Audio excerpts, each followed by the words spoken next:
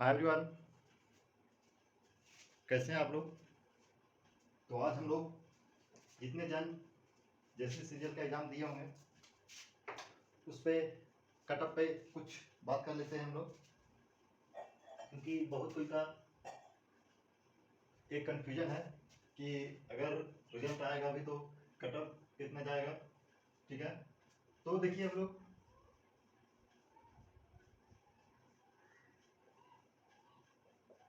2024 का जो कटअप मतलब क्या रहने वाला है, कितना जाएगा कटअप, कौन सा सब्जेक्ट में कितना प्रश्न हम लोग के लिए अच्छा था, क्योंकि सीजन का एग्जाम मैं भी दिया हूँ। ठीक है, तो देखिए एकदम मतलब ना ज़्यादा हाई ना ज़्यादा लो, ऐसा कटअप बताएंगे कि मैं भी शायद अपने अनुभव से हम बता सकते हैं हाँ इतना कटअप आ सकता है। ठीक है, देखिए पहले आप लोग हर सब्जेक्ट के बात करते हैं। ठीक है, मैथ, रीजनिंग, कंप्यूटर साइंस,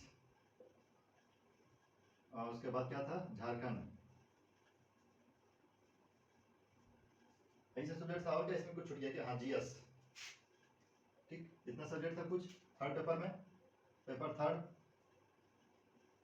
ठीक है, थर्ड पेपर में इतना प्रश्न था, इतना सा प्रश्न आ रहा था आपका। ठीक है, तो मेरे भाई जितने भी मेरे भाई लोग एग्जाम दिए होंगे, ये दो सब्जेक्ट तो छोड़ ही दो, इसलिए क्योंकि यहाँ से आपका जो प्रश्न आया था कैसा रिपीट किया है वो तो आप लोग देख ही रहे होंगे। ठीक है, लेकिन फिर भी अगर जेन्युइन तरह से अगर बोलते हैं, जो जो भी विद्यार्थी स्टूडेंट बनाने वाला होंगे, क्या हम भी बना रहे थे। ठीक है, तो भाई देखो टाइम एक्चुअली इसमें बहुत कम मिला था। ठीक है, टाइम इतना ही कम मिला था कि अब सॉल्यूशन कितना भी फास्ट करते लेकिन फिर भी सॉल्यूशन आप नहीं कर सकते। ठीक है, तो क्वेश्चन जो था पूरा हार्ड नहीं था। ठीक है, था क्वेश्चन क्योंकि प्रीवियस ईयर से लिया गया था। तो कहने का मतलब कि क्वेश्चन में मैथ में टाइम नहीं मिल पाया। ठीक है, तो वैसे में मैथ में अगर 20 में था तो 20 में से मैथ अगर अगर अच्छे स्टूडेंट होंगे आप लोग, जो भी स्टूडेंट अच्छे होंगे, वो हार्डली मैथ में हमको लग रहा है 10 से प्लस प्रश्न किए होंगे। ठीक है, मैथ में 10 से ज़्यादा प्रश्न नहीं किए होंगे। ठीक है, क्योंकि टाइम बहुत कम मिला था। ठीक है, टाइम अगर मिल जाता तो आप लोग कर सकते थे। ठीक है, लेकिन टाइम बहुत कम मिला था। सेम रीजनिंग में भी, अगर रीजनिंग में अगर किए होंगे तो 15। ठीक है, 15 प्रश्न किए होंगे, तो दोनों मिला के अगर हम लोग 25 प्रश्न की बात कर देते। ठीक है, मैथ रीजनिंग मिला के। ठीक है मेरे भाई, 25 प्रश्न, क्योंकि अगर जिस विद्यार्थी इधर कम किए होंगे तो यहाँ ज़्यादा किए होंगे, और यहाँ इधर ज़्यादा किए होंगे तो यहाँ कम किए होंगे। ठीक है, क्योंकि मेरा देखिए मैं इधर ज़्यादा किया था। ठीक है, इधर कम किया था क्योंकि मैं लास्ट में मैथ में आता था। तो कहने का मतलब ठीक है, ये यहाँ से हो गया।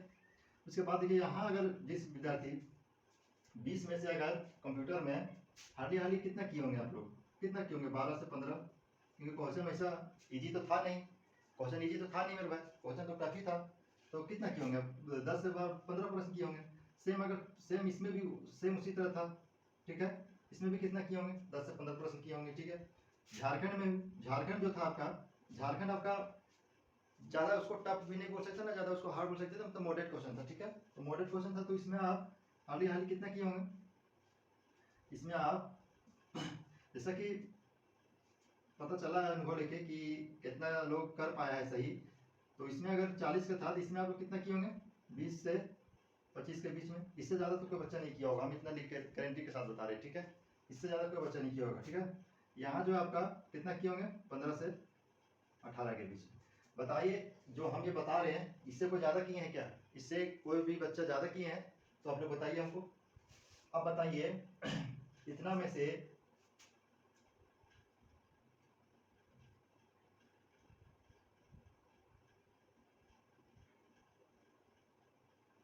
हार्डली आप लोग देखिए, यहाँ अगर इतना प्रश्न आप लोग को गया होगा तो भाई पेपर 3 में कितना प्रश्न आप लोग, हमको तो नहीं लग रहा है कि 110 से 115 के बीच में आप लोग, ये डाटा उन विद्यार्थी के लिए जो अच्छे से तैयारी करके गए थे। ठीक है, अच्छे से तैयारी करके गए होंगे वही इतना प्रश्न सॉल्व किए होंगे। ठीक है, तो कहने का मतलब है मेरे भाई कि पेपर 3 में आप लोग कितना, 110 से चलिए 120 के बीच में रखिए, इतना अगर आप लोग किए होंगे तो बहुत ही टफेस्ट स्टूडेंट जो तैयारी किए होंगे वही इतना किए होंगे। ठीक है, पेपर 3 में।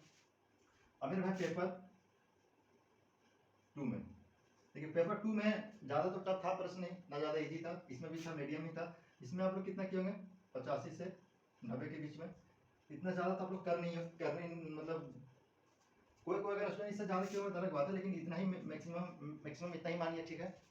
तो बताइए इतना अगर आप लोग किए होंगे तो आप लोग निकाल लीजिए परसेंटेज कितना कट ऑफ जाने वाला है आप लोग को। सो अगर 100 पेपर थर्ड में अगर प्रश्न आप लोग का मान लीजिए 120 है, ठीक है। यहाँ अगर मान लीजिए 90 है, ठीक है मेरे भाई, 90 है, ठीक है।